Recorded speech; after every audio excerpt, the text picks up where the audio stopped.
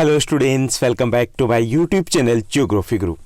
आज हम पढ़ने और समझने वाले हैं क्लास 9th एसएसटी सामाजिक विज्ञान की वर्कशीट नंबर 82 यानी कार्यपत्रक संख्या 82 को। इस वर्कशीट में हमारा चैप्टर रहेगा पॉलिटिकल साइंस सिविक्स का पहला चैप्टर, लोकतंत्र क्या और लोकतंत्र क्यों। तो चलिए शुरुआत करते हैं हम आज की इस वर्कशीट की। जैसा कि आप अपनी स्क्रीन के ऊपर देख पा रहे हैं, यह हमारी वर्कशीट नंबर 82 यानी कार्यपत्रक संख्या 82 रहेगा। हमारा सब्जेक्ट एसएसटी सामाजिक विज्ञान है, जिसमें हम लोकतांत्रिक राजनीति यानी पॉलिटिकल साइंस सिविक्स का पहला चैप्टर लोकतंत्र क्या लोकतंत्र क्यों ये समझने की कोशिश करेंगे। एक बार फिर से आज की दिनांक रहेगी 9 फरवरी 2021। लोकतंत्र दो शब्दों से मिलकर बना है, लोक जमा तंत्र। लोक का अर्थ होता है लोग और तंत्र का अर्थ होता है शासन यानी लोगों का शासन। तो लोकतंत्र एक ऐसी शासन व्यवस्था होती है जिसमें लोग शासकों को चुन भी सकते हैं और उनको बदल भी सकते हैं। आज की इस वर्कशीट में हमें टोटल 10 क्वेश्चंस दिए गए। चलिए हम फर्स्ट क्वेश्चन के साथ इसकी शुरुआत करते हैं।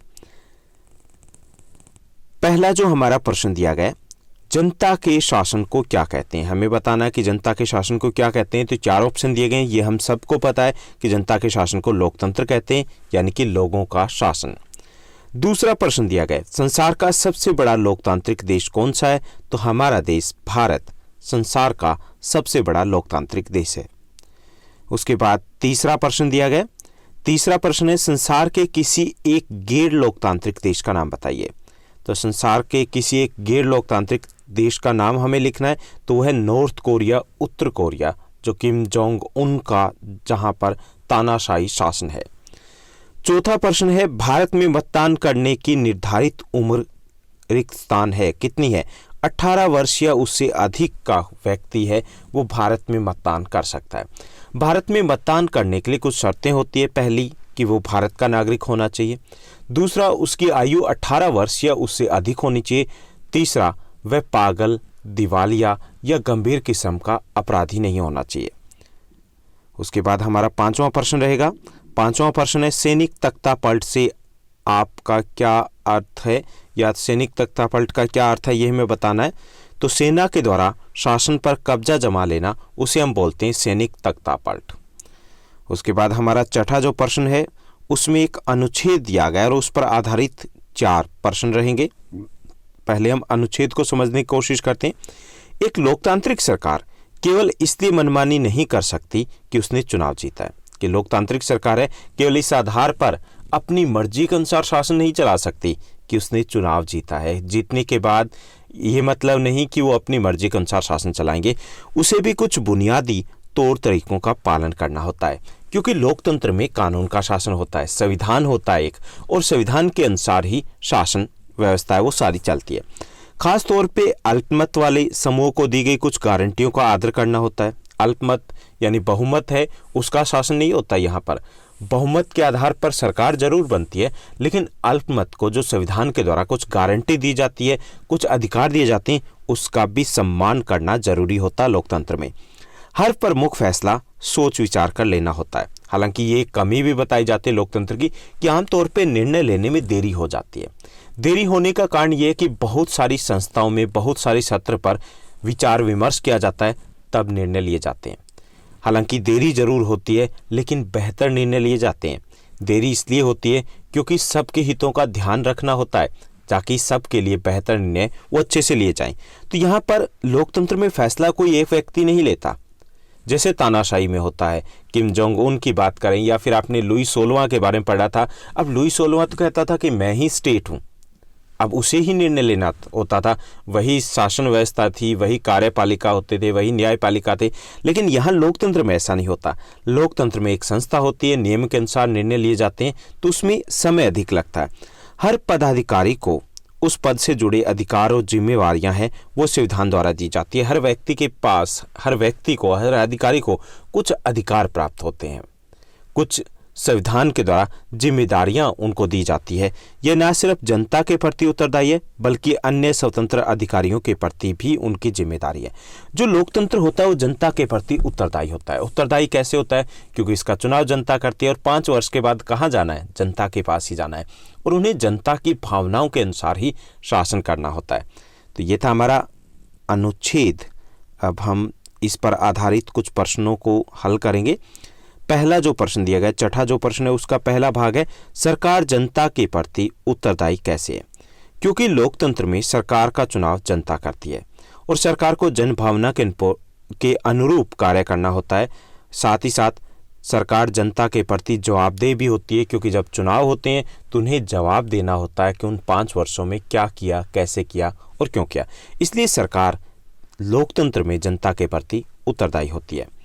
उसके बाद दूसरा जो प्रश्न दिया गया, दूसरा जो भाग है छठे प्रश्न का, लोकतंत्र में प्रमुख फैसले विचार विमर्श से क्यों लिए जाते हैं। तो लोकतंत्र में प्रमुख फैसले विचार विमर्श से इसलिए लिए जाते हैं ताकि सबके लिए बेहतर फैसले लिए जा सके। तो बेहतर फैसला लिया जाना है तो विचार विमर्श है वो जरूरी होता है। उसके बाद तीसरा जो भाग दिया गया, रिक्त स्थान भरिए। हमें एक वाक्य दिया गया, हर पदाधिकारी को उस पद से जुड़े अधिकार और जिम्मेदारियां रिक्त स्थान द्वारा दी जाती है। तो किसके द्वारा दी जाती है? संविधान के द्वारा दी जाती है।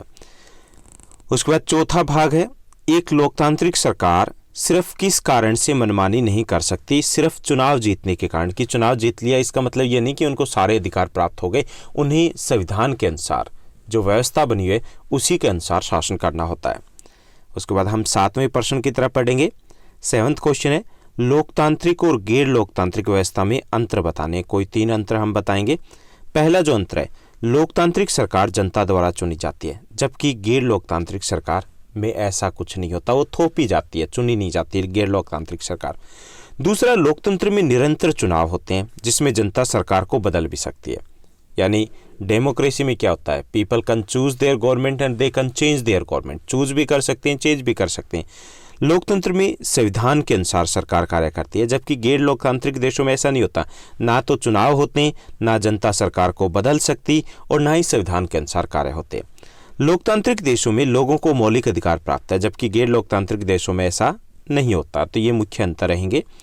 उसके बाद 8वां प्रश्न रहेगा, 8th क्वेश्चन है हमारा, लोकतांत्रिक शासन व्यवस्था की कोई 3 विशेषताएं बताइए। ये एक इंपॉर्टेंट क्वेश्चन है, मोस्ट इंपॉर्टेंट क्वेश्चन में से एक है, क्योंकि इस टाइप का ही क्वेश्चन आपके एग्जाम में रिपीट होता रहा है और यही इस चैप्टर की थीम भी है। तो हमें बताना है लोकतांत्रिक शासन व्यवस्था की कोई 3 विशेषताएं। पहला, शासकों का चुनाव है वो जनता करती है लोकतंत्र में। दूसरा, जनता सरकार को बदल भी सकती है, शासकों को अगले चुनाव में अगर अच्छा नहीं किया तो उन्हें हरा भी देती है, यानी बदल भी सकती है। सबको एक समान अधिकार प्राप्त होते हैं लोकतंत्र में। पीएम का वोट और पीएन का वोट एक जैसे ही होता है, एक ही माना जाता है। यानी कि पीएम है, प्रधानमंत्री जी हैं, तो उनके 10,000 वोट माने जाएंगे और पीएन है कोई तो उसका 1 वोट माना जाएगा, ऐसा नहीं होता। यहाँ पे सबको एक समान अधिकार प्राप्त होते हैं। लोकतंत्र में कानून का शासन होता है, कानून से बड़ा कोई नहीं होता है। तो ये विशेषताएं हैं लोकतांत्रिक शासन व्यवस्था की। उसके बाद 9वें प्रश्न की बात करेंगे। 9th जो हमारा क्वेश्चन दिया गया है कि लोकतंत्र में स्वतंत्र और निष्पक्ष चुनाव क्यों जरूरी होते हैं। पहला, वास्तविक अर्थ में लोकतंत्र के लिए, लोकतंत्र क्या है? जनता का शासन। जनता शासकों को चुनेगी। कैसे चुनेगी? अगर स्वतंत्र और निष्पक्ष चुनाव होंगे। अगर दिखावे के चुनाव होंगे तो वहां पे लोकतंत्र ही नहीं होगा। तो वास्तविक अर्थ में लोकतंत्र के लिए स्वतंत्र और निष्पक्ष चुनाव जरूरी है। दूसरा, ताकि लोग बिना दबाव के वोट डाल सकें। अगर वहां पर स्वतंत्र चुनाव नहीं है, डराया धमका जा रहा है, तो इसका मतलब वो बिना दबाव के लोग वोट डाल ही नहीं पाएंगे। तीसरा, सही प्रतिनिधि के चुनाव के लिए जरूरी है कि सही जो स्वतंत्र और निष्पक्ष चुनाव हो, क्योंकि अगर गड़बड़ी होगी, निष्पक्ष चुनाव नहीं होंगे तो सही प्रतिनिधि का चुनाव ही नहीं हो पाएगा। और चौथा है सरकार बदलने के लिए। अगर सरकार को बदलना है तो उसके लिए स्वतंत्र और निष्पक्ष चुनाव होने जरूरी है, क्योंकि अगर स्वतंत्र और निष्पक्ष चुनाव नहीं होंगे तो जो एक बार चुना गया वो कभी बदला ही नहीं जाएगा। उसके बाद 10th क्वेश्चन हमारा रहेगा, जो इस वर्कशीट का लास्ट क्वेश्चन है। लोकतांत्रिक व्यवस्था में जनता को अपने शासकों का चुनाव करते समय किन किन बातों का ध्यान रखना चाहिए। ओके, तो पहला, शासक है वो योग्य होना चाहिए। योग्य का मतलब है कि वो देश को या जो भी उसको जिम्मेवारी दी जाए वो उसको ठीक तरीके से पूरा कर पाए। दूसरा, शासक की मानसिकता संकीर्ण ना हो, कि पक्षपात ना करता हो, भेदभाव ना करता हो, या चुनाव जीतने के लिए कुछ भी कर ले। इस तरीके का, इस टाइप का जो नेता है, शासक है, वो हमें नहीं चाहिए। तीसरा, शासक अपराधी प्रवृत्ति का नहीं हो, क्रिमिनल्स नहीं होना चाहिए। अगर जो क्रिमिनल्स है तो क्या करेगा? अपने आसपास क्रिमिनल्स को इकट्ठा करेगा, क्राइम को ही बढ़ावा देगा। तो अपराधी प्रवृत्ति का नहीं होना चाहिए। शासक में समाज सेवा का भाव होना चाहिए, कि समाज सेवा का अगर भाव है तभी वो समाज के लिए, राज्य के लिए, देश के लिए कुछ कर पाएगा। शासक है वो दूरदर्शी होना चाहिए, दूरदर्शी होगा तभी वो देश के लिए अच्छी नीतियाँ वो बना पाएगा और उसी के अनुसार निर्णय ले पाएगा। तो ये थी हमारी आज की आसान सी वर्कशीट। उम्मीद करता हूँ आपको बेहतर तरीके से समझ में आई होगी। अगर ये वीडियो आपको अच्छी लगी और समझ में आई तो इस वीडियो को लाइक और अपने फ्रेंड्स के साथ शेयर करना मत भूलिएगा। Thank you, bye bye, have a nice day.